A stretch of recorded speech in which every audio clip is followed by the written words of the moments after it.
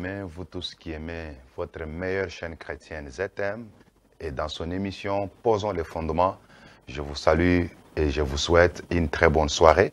Moi, c'est le pasteur Cédric Loukoussa, je suis le pasteur de l'église Temple chrétien Mont-Carmel. Nous sommes sur l'avenue Kitega, numéro 110, dans la commune de Kinshasa. La référence est au niveau de la grande avenue Kassavubu, croisement des avenues Kassavubu et Kitega, au numéro 110, et dans la commune de Kinshasa. C'est là où nous nous réunissons chaque mercredi et vendredi de 17h30 à 19h30 et chaque dimanche de 8h juste jusqu'à 11h30. Dans l'émission Posons le fondement, c'est une émission de maturité, une émission d'enseignement, une émission où nous enseignons sur la personne de Jésus-Christ. Et c'est Jésus que nous enseignons ici. Et nous avons le devoir de le connaître et de le prêcher comme il faut. Nous sommes dans la continuité de notre merveilleux sujet que nous avons intitulé « Un autre Jésus, un autre esprit et un autre évangile ». Un autre Jésus, un autre esprit et un autre évangile. De prime abord, vous allez constater que ce sujet aura trois grandes parties, ou a trois grandes parties. La première partie, la partie A, nous sommes en train de parler sur un autre Jésus. Lorsque nous allons terminer avec cette partie, nous allons aborder la deuxième partie où on va parler sur un autre esprit. Et la troisième partie, nous allons parler maintenant d'un autre évangile. Mais jusqu'à présent, nous sommes encore au niveau de la première partie où nous sommes en train d'expliquer un autre Jésus. Le texte de base, nous l'avons tiré en 2 Corinthiens au chapitre 11, précisément le 4e verset. Je vous prie d'ailleurs qu'on puisse les lire avec vous ensemble. L'apôtre Paul dit, « Car si quelqu'un vient vous prêcher un autre Jésus, que celui que nous vous avons prêché, ou si vous recevez un autre esprit, que celui que vous avez reçu, ou un autre évangile, que celui que vous avez embrassé, vous les supportez fort bien. » C'est au travers de cette écriture que nous avons pris notre sujet. Apparemment, c'est vrai, ça peut sortir comme un sujet un peu bizarre, qui n'a pas de sens, mais lorsque vous suivez les explications, vous comprendrez exactement que c'est un sujet qu'il nous faut aujourd'hui. Déjà, à l'époque de l'apôtre Paul, un autre Jésus était prêché. Déjà, à son époque encore, un autre esprit était reçu par plusieurs personnes. Un autre évangile était embrassé par beaucoup.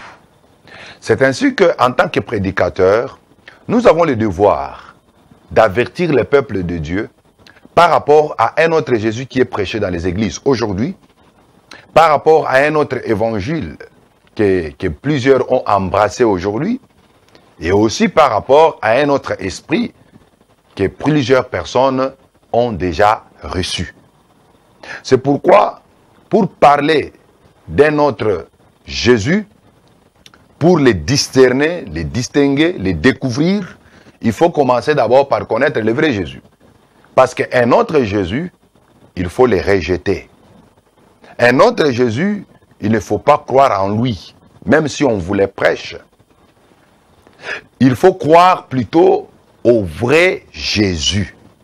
Parce qu'il ne suffit pas que vous entendiez dans la bouche d'un prédicateur vous parler de Jésus, qu'il est en train de prêcher les Jésus que les Paul, les Pierre et les autres ont prêché. Parce qu'aujourd'hui, plusieurs sont tentés de prêcher un autre Jésus. Mais dans cette émission, Posons les fondements, nous prêchons le vrai Jésus. Et pour découvrir le vrai Jésus, nous nous sommes servis de l'Apocalypse 4, où on nous parle des 4 êtres vivants. Un des êtres vivants était semblable à un lion, un autre était semblable à un veau, un autre avait la face de l'homme, et les derniers êtres vivants avaient la face d'un aigle. Ainsi, nous avons dit, nous allons parler de Jésus dans les 4 faces ou dans les 4 facettes. Et nous avons déjà expliqué beaucoup de choses là-dessus. Nous avons parlé de la face de l'homme, de Jésus. Et là, nous avons parlé de Jésus en tant que fils de l'homme. Jésus, fils de l'homme. Et nous avons expliqué les détails par rapport à cela. Nous avons parlé aussi de la face du veau de Jésus. Jésus, dans sa face du veau, on l'appelle le fils d'Abraham. Matthieu 1,1 nous dit, Jésus, fils d'Abraham. Pourquoi Jésus est appelé fils d'Abraham? Nous l'avons expliqué. Et la fois passée, nous avons parlé de Jésus comme le lion. Et nous avons dit, c'est l'expression, Jésus comme lion, nous l'avons adapté par rapport à une merveilleuse expression que nous trouvons dans la Bible qui appelle Jésus comme étant le fils de David. Nous avons expliqué Jésus, fils de David. C'est-à-dire Jésus, il est le fils de l'homme, il est le fils d'Abraham, il est le fils de David. Et nous avons dit beaucoup de choses par rapport à Jésus, fils de David, parce que l'expression fils de David est tenté de montrer que Jésus-Christ, il est le roi. Jésus en tant que roi. Le véritable Salomon, c'est Jésus-Christ. Et nous avons montré pourquoi est-ce que Jésus est appelé fils de David. Qu'est-ce que Jésus a accompli en tant que fils de David. Et nous avons dit, de la même manière que Salomon, le fils de David, avait bâti les temples qu'on appelle les temples de Salomon, Jésus-Christ aussi à son tour, il a bâti les temples spirituels qui est l'église du Seigneur Jésus-Christ. Et deuxièmement, nous avons dit que Jésus, en tant que fils de David, il introduit son peuple Israël dans un règne de paix, un règne de justice, un règne de prospérité et de longévité. Vous voyez un peu cela? Ça, c'est le fils de David. Jésus comme fils de David. C'est pourquoi vous allez remarquer aussi au temps de Salomon, son règne, c'est parmi le règne où il y avait la paix dans le royaume d'Israël. Il y avait la justice parce que Salomon jugeait avec équité, avec justice. Et aussi Salomon était prospère et il avait amené Israël dans la prospérité. Nous l'avons montré tout simplement par les petits signes, la quantité des offrandes que Salomon donnait à Dieu. La reine de Séba avait les souffles coupés en voyant juste la quantité des offrandes. Pourquoi? Parce que Salomon était prospère. Il s'habillait plus que tous les rois de la terre. Même ses serviteurs qui travaillaient tout autour de lui étaient très bien habillés parce que le royaume de Salomon, c'était un royaume de prospérité. Jésus aussi en tant que fils de David, le véritable Salomon, son royaume sera un royaume de paix, un royaume de justice, un royaume de bonne santé, un royaume de prospérité, un royaume de longévité. Dans le royaume de Jésus, en tant que fils de David, il n'y aura, on dit d'ailleurs que le plus jeune mourra à 100 ans. C'est vraiment très important et très capital. Troisièmement, nous avons dit Jésus en tant que fils de David, il revient comme le libérateur d'Israël lors de la seconde venue. Lorsque Jésus reviendra, lors de la seconde venue, il descendra monté sur un cheval blanc, selon Apocalypse 19, le 11e verset. Il descendra monté sur un cheval blanc. Derrière lui, il y aura une armée céleste qui l'accompagne.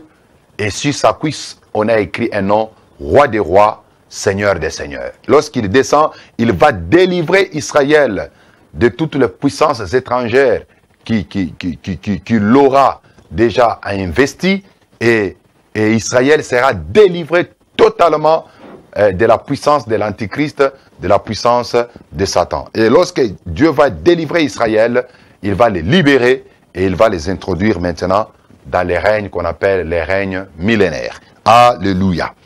C'est vraiment bon et je n'ai pas tout repris, mais si vous pouvez avoir beaucoup de détails, veuillez visiter notre chaîne YouTube, Pasteur Cédric Lukusa officiel. Lorsque vous entrez là-bas, vous allez trouver tout ce que nous avons eu à répéter ici. Gloire à Dieu. Alors aujourd'hui, je vais parler de la quatrième facette de Jésus, qui est la face pratiquement de l'aigle. Jésus en tant qu'aigle. Et c'est Jésus en tant qu'aigle nous amène à l'expression Fils de Dieu. Le vrai Jésus est le Fils de Dieu. Le Fils de Dieu. Vous allez voir dans les Écritures l'expression Fils de Dieu revenir de temps en temps parlant de Jésus-Christ. Nous pouvons d'ailleurs le voir en Jean, l'évangile de Jean au chapitre 1er, le verset 34. Jean chapitre 1er, le verset 34. Jean dit, le lendemain, Jean était encore là avec ses disciples. Je m'excuse. J'ai lu le verset 34, ce que je lisais c'était 35. J'ai vu et j'ai rendu témoignage qu'il est le Fils de Dieu. Jean dit, je l'ai vu. Quand il venait pour se faire baptiser, j'ai rendu témoignage qu'il est le Fils de Dieu. Donc Jésus est le Fils de Dieu. Jean chapitre 9. Jean chapitre 9, le verset 35 à 38. Jean 9, 35 à 38. Oh, c'est merveilleux. La parole de Dieu dit, Jésus apprit qu'il l'avait chassé et l'ayant rencontré lui dit, crois-tu au Fils de Dieu? Voyez, ce monsieur a été délivré. Lorsqu'il était délivré, lui qui ne voyait pas, il a commencé à voir. Maintenant, les pharisiens ne voulaient pas accepter que cela, c'est un miracle qui est venu réellement de Dieu. Et il y avait même une loi à l'époque que si quelqu'un croit en Jésus-Christ, il devait être exclu de la synagogue. Vous allez voir ce monsieur, cet homme, il a beaucoup évolué dans sa connaissance par rapport à Jésus. Lorsqu'il lui a posé la question, toi nous te connaissions aveugle, comment tu as vu? Au verset 11, il dit, il répondit, l'homme qu'on appelle Jésus a fait de la boue, a ouvert mes yeux et m'a dit, va au réservoir de Siloé et lave-toi. J'y suis allé, je me suis lavé et j'ai pu voir. Vous voyez? L'homme qu'on appelle Jésus. Au verset 17, il augmente un peu en matière de connaissances. La Bible dit, il y a eu division parmi eux. Il dit encore à l'aveugle, toi, qui dis-tu de lui? Sur ce qu'il t'a ouvert les yeux, il répondit, cet homme, c'est un prophète. Il commence par l'homme qu'on appelle Jésus. Il augmente le niveau de la connaissance. Il dit, cet homme, c'est un prophète. Le débat continue. Après, l'homme a croisé maintenant Jésus. Jésus lui a demandé, crois-tu au Fils de Dieu? Vous voyez, Jésus lui-même se présente devant l'aveugle qu'il était le Fils de Dieu. L'homme répondit, qui est-il, Seigneur, afin que je croie en lui? Tu l'as vu. Lui dit Jésus, c'est celui qui te parle. Il dit, je crois, Seigneur. Et il l'adora. Soulignez bien, il l'adora. Parce que je reviendrai ça peut-être prochainement. Vous voyez un peu cela? Jésus se présente devant cet homme comme étant le Fils de Dieu. Il lui demande la question, crois-tu au Fils de Dieu? L'homme pose même la question, mais qui est-il, Seigneur, pour que je croie en lui? Il dit, c'est celui qui te parle. Et l'homme dit, je crois que tu es le Fils de Dieu. Et il s'est mis même à l'adorer. Jean chapitre 20. Jean chapitre 20, les versets 30 à 31. La parole de Dieu dit, Jésus a fait encore, en présence de ses disciples, beaucoup d'autres miracles qui ne sont pas décrits dans ces livres, c'est-à-dire des gens. Mais ces choses ont été écrites afin que vous croyiez que Jésus est le Christ, le Fils de Dieu, et qu'en croyant, vous ayez la vie en son nom. Vous voyez, l'objectif même de l'évangile des gens, c'était pour montrer que Jésus-Christ est le Fils de Dieu. Et que quand vous croyez que Jésus-Christ est le Fils de Dieu, vous avez la vie éternelle en vous-même. Donc, celui qui ne croit pas que Jésus est fils de Dieu, il n'a pas la vie éternelle. C'est là où beaucoup de nos amis musulmans n'ont pas la vie éternelle. Parce qu'ils croient en Jésus-Christ comme étant le prophète. Ils reconnaissent Jésus comme étant le prophète. Mais cette foi-là ne sauve pas. La foi qui sauve, c'est de croire que Jésus est le Fils de Dieu. Et bientôt là, je vais vous expliquer, l'expression Fils de Dieu, ça veut dire quoi? Si quelqu'un croit que Jésus-Christ est le prophète, cet homme-là ne sera pas sauvé. C'est vrai que Jésus, il était aussi prophète. Mais cette foi-là ne sauve pas. La foi qui sauve, c'est d'accepter que Jésus-Christ, il est l'unique Fils de Dieu. Il est le Fils de Dieu. Jean chapitre 3, le verset 16, il dit, Dieu a tant aimé le monde, il a donné son Fils unique, afin que quiconque croit. Quiconque croit en qui? Au Fils unique. Et il a vie éternelle et qui ne périsse point. Vous voyez un peu cela. Donc, la personne de Jésus, il faut bien la connaître. Dommage aujourd'hui, mes frères. Nous regrettons parce que beaucoup prient Jésus qui ne connaissent pas. Savez-vous que c'est possible de prier un Dieu que vous ne connaissez pas? Je vous donne l'histoire de la femme samaritaine avec Jésus en Jean chapitre 4. Jésus a dit à la femme samaritaine, vous les Samaritains, vous priez ce que vous ne connaissez pas. Mais nous les Juifs, nous prions ce que nous connaissons. C'est-à-dire, les Samaritains adoraient Dieu qu'ils ne connaissaient pas.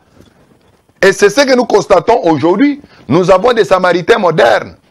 Ils prient Dieu, ils vont dans les églises, mais ils ne connaissent pas Jésus. Ils ne connaissent pas Jésus dans la profondeur. Et ce n'est pas de leur faute, mais c'est la faute des prédicateurs. Parce que comment les gens vont connaître Jésus s'ils n'ont pas entendu parler? Si on ne les a pas enseignés? Jésus de son vivant, en Matthieu chapitre 16, il a posé la question à des disciples. Qui dites-vous que je suis, moi, le Fils de l'homme? Vous voyez un peu cela? Il voulait que les disciples puissent les connaître. Qu'on puisse les connaître non seulement comme le Fils de l'homme, parce que lui-même s'est présenté comme le Fils de l'homme. Vous voyez un peu cela? Il s'est présenté comme le Fils de l'homme. Bartimée l'avait appelé à son temps le Fils de David. D'autres l'avaient appelé le Fils d'Abraham, comme Matthieu. Il l'a présenté comme étant le Fils d'Abraham. Mais Jésus ne voulait pas que les gens se limitent seulement à ce niveau-là. C'est pourquoi à partir du verset 15, 16, 17 à 18, Jésus pose maintenant la question aux disciples. Qui suis-je, moi, le Fils de l'homme? Et plusieurs réponses ont été données. Tu es Jérémie, tu es Élie, tu es Jean-Baptiste, tu es l'un des prophètes. Il dit, mais vous, qui dites-vous que je suis? Ils sont restés silence. Et le ciel s'est ouvert. Alléluia. Le ciel s'est ouvert. Et le Seigneur Dieu a révélé à Pierre qui était Jésus-Christ. La vraie identité de Jésus a été reconnue par Pierre, a été révélée à Pierre. Pierre a dit, tu es le Christ, le Fils du Dieu vivant. Alléluia. Tu es le Christ, le Fils du Dieu vivant. Pierre a donné la vraie identité de Jésus. Il dit que tu n'es pas seulement le Fils de l'homme, tu n'es pas seulement le Fils d'Abraham, tu n'es pas seulement le Fils de David, mais tu es le Fils de Dieu. Tu es le Fils de Dieu. Et Jésus lui dit, Simon, tu es heureux. Bien-aimé, être heureux dans la vie, ce n'est pas avoir l'argent, ce n'est pas avoir des jeeps, ce n'est pas avoir des maisons, mais être heureux, c'est connaître Jésus. La connaissance exacte et parfaite de la personne de Christ, c'est ce qui fait le bonheur pour nous les croyants. Et Jésus lui dit, tu es Pierre, sur cette pierre, je bâtirai mon église. L'église est bâtie sur la révélation de la personne de Jésus. Quand vous connaissez Jésus, là, vous pouvez dire que vous êtes dans une église. L'église où on ne prêche pas Jésus, l'église où on ne connaît pas bien Jésus, ce n'est pas une église. Il faut que l'ango combo moussous, comme les Quinois aiment le dire. Mais une véritable église, C'est l'église où on parle de Jésus. C'est pourquoi même en 1 Corinthiens, chapitre 3, les versets 10 à 11, l'apôtre Paul dit, nous ne pouvons pas poser un autre fondement si ce n'est que de connaître Jésus. Connaître Jésus, c'est ça le fondement de la vie chrétienne, c'est ça le fondement d'une véritable église. C'est pourquoi notre émission est intitulée « Posons le fondement ». Mais le fondement là doit commencer par la connaissance de Jésus, par la connaissance de la doctrine de Jésus, par la connaissance de l'enseignement que Jésus avait donné. Alléluia. Nous devons connaître Jésus. Ne priez pas Jésus que vous ne connaissez pas. Il faut le connaître. C'est pourquoi nous prenons tout notre temps pour vous parler de Jésus. Regardez aujourd'hui, c'est déjà la 6e partie seulement où nous sommes en train de parler de Jésus. Nous ne pouvons pas nous fatiguer. On peut parler de Jésus même pendant une année. Je me rappelle, il y a 2 ou 3 ans derrière, passé ici, dans notre assemblée, nous avons parlé de qui est Jésus pendant environ 5 mois. Mercredi, vendredi, dimanche, mercredi, vendredi, on parle et on n'avait même pas fini. Parce que parler de Jésus, c'est tellement vaste. Jésus, il est le Fils de Dieu. Mais quand Pierre a reçu la révélation que Jésus est Fils de Dieu, mes frères, il est très important pour nous de connaître la profondeur de l'expression Fils de Dieu. Quand on parle que Jésus est Fils de Dieu, d'ailleurs, vous allez remarquer, lorsqu'on appelle Jésus Fils d'Abraham, ce n'était pas que Dieu était, je ne sais pas, la femme de Dieu était Sarai, non. Quand on parle de Jésus, fils de David, quand on parle de Jésus, fils de Dieu, ce n'est pas qu'au ciel, là, Dieu avait une femme pour maintenant donner naissance à Jésus, pour que Jésus soit appelé fils de Dieu. Ce n'est pas ça. Il faut bien le connaître. Il faut bien comprendre cette expression. Alors, allons-y. L'expression fils de Dieu veut dire tout simplement que Jésus est Dieu manifesté en chair. Alléluia. Parce qu'en réalité, Dieu est esprit. Selon Jean chapitre 4, le verset 23-24. Dieu est esprit. Mais quand on appelle Jésus fils de Dieu, quand on appelle fils de Dieu, ça veut dire tout simplement que Dieu s'est fait chair. Dieu qui était esprit est devenu un homme. Il a porté le corps humain. Waouh! C'est merveilleux la parole du Seigneur. C'est pourquoi d'ailleurs, en Jean chapitre 1er, le verset 1 et le verset 14, la Bible dit, au commencement était la parole. La parole était avec Dieu et la parole était Dieu. Vous voyez? Donc, vous voyez que la parole là, c'est Dieu lui-même. Mais au verset 14, on nous dit que la parole a été faite chair. En d'autres termes, Dieu a été fait chair. Quand Dieu qui est esprit prend la chair, il s'est fait chair, à ce moment-là, on appelle fils de Dieu. Vous voyez un peu ça? Le malheur que nous avons, c'est parce que beaucoup de prédicateurs et beaucoup de chrétiens cherchent à comprendre la parole de Dieu comme les Congolais. Ils cherchent à comprendre la parole de Dieu comme les Rwandais. Et ils cherchent à comprendre la parole de Dieu comme les Américains et les Européens.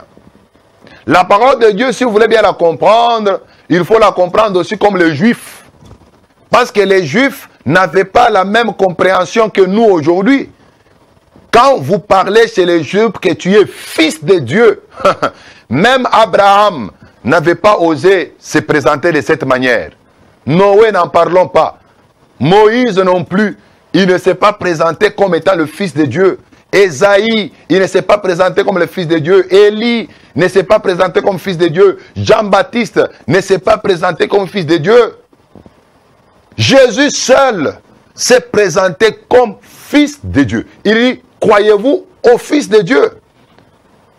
Et si il a été tué, c'est à cause, parmi les choses, il y avait aussi les problèmes qu'il s'est attribué. Il s'est attribué le titre de fils de Dieu.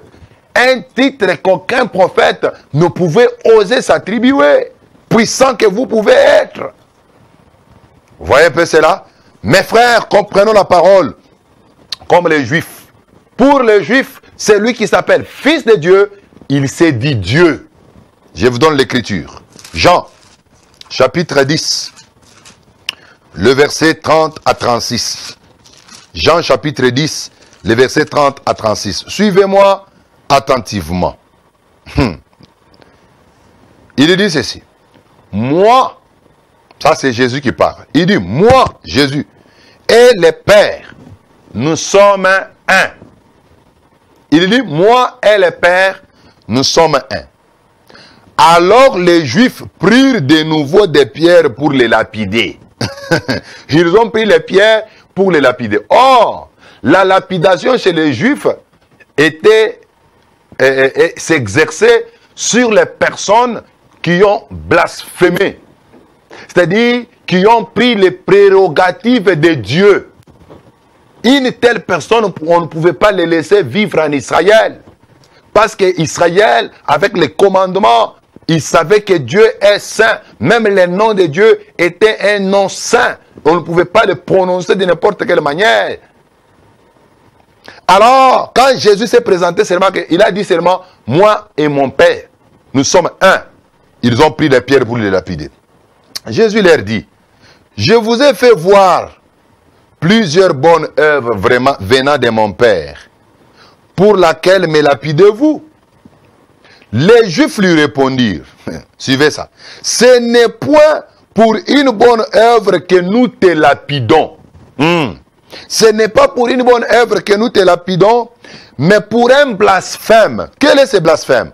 Parce que toi, Jésus, qui est un homme, pour les Juifs, ils savaient qu'il était né de Marie, tout ça, des fois son père n'était pas bien connu. Vous voyez? Il dit, toi Jésus qui es un homme, tu as grandi, tu es né d'ailleurs dans une porcherie. Tu es né pratiquement, on t'a mis dans une étable, parmi les bergers. Nous connaissons tes amis, là à Bethléem, à Nazareth, où tu as grandi. Vous voyez? Tu mangeais avec nous, tu travaillais chez ton père Joseph. Tu travaillais le bois. Toi qui es un homme, toi qui es un homme, tu t'es fait Dieu. Regardez bien Dieu là, c'est Dieu avec grand D. C'est-à-dire les grands dieux. Toi qui es un homme, tu t'es fait Dieu. Jésus leur répondit, n'est-il pas écrit dans votre loi, j'ai dit, vous êtes des dieux. Vous voyez un peu cela? Ça c'est en Psaume 82, verset 6. Il dit, vous êtes des dieux. Si elle a appelé Dieu, ceux à qui la parole a été adressée, et si l'écriture ne peut être anéantie, c'est lui que le Père a sanctifié et a envoyé dans le monde, vous lui dites, tu blasphèmes. Écoutez maintenant. Et c'est là parce que j'ai dit, je suis le Fils de Dieu. Alléluia. J'aime la parole. Jésus dit, vous m'appelez que j'ai blasphémé juste parce que je me suis appelé Fils de Dieu.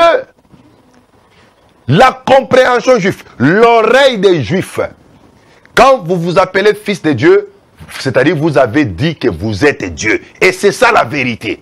Un fils de Dieu, c'est Dieu. Un fils de Dieu, c'est Dieu manifesté dans la chair. Alléluia. Oh, ça, j'aime la parole. Ajoutons encore une autre écriture.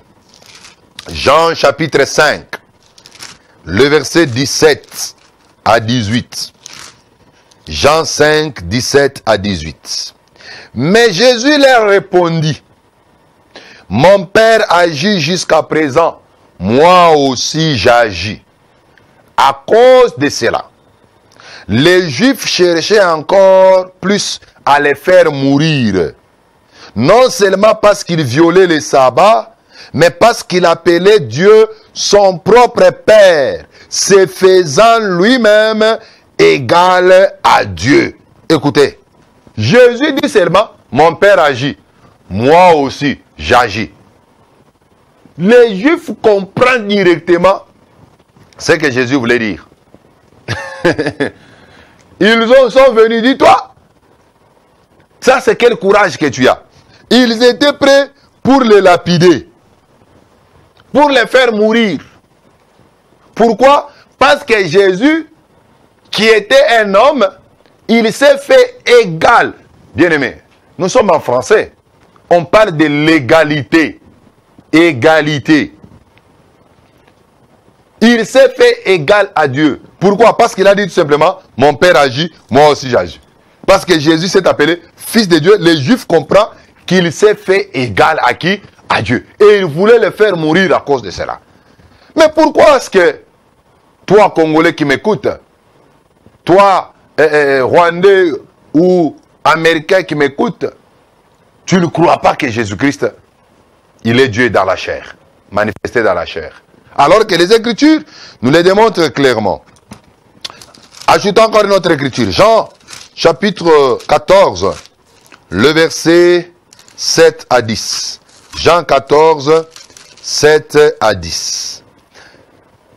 Thomas lui dit, Seigneur, nous ne savons où tu vas. Comment pouvons-nous en savoir le chemin? Jésus lui dit, je suis le chemin, la vérité et la vie. Nul ne vient au Père que par moi. Si vous me connaissiez, suivez-la très bien, si vous me connaissiez, vous connaîtriez aussi mon Père. Et dès maintenant, maintenant là, c'est du français, maintenant, vous les connaissez et vous l'avez vu. Représentez-vous un peu le scénario. Représentez-vous un peu le scénario. Jésus est en train de parler avec ses disciples. Thomas s'adresse à lui.